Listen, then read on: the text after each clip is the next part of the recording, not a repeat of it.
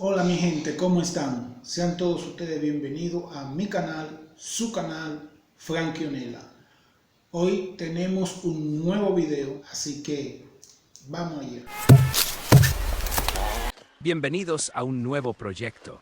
Hoy vamos a transformar materiales básicos en un refugio funcional y estético.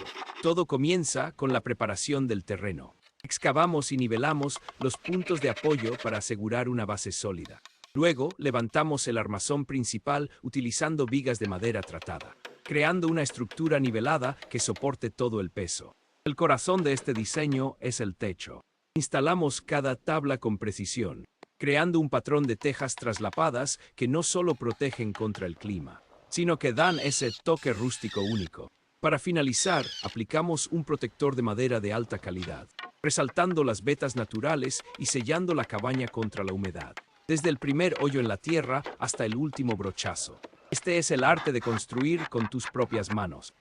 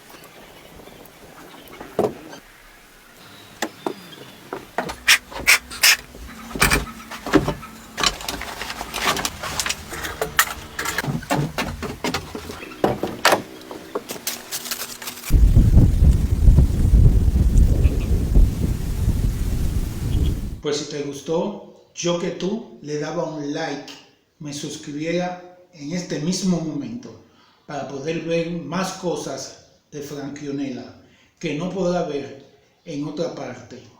Te espero en otro video. Bye bye.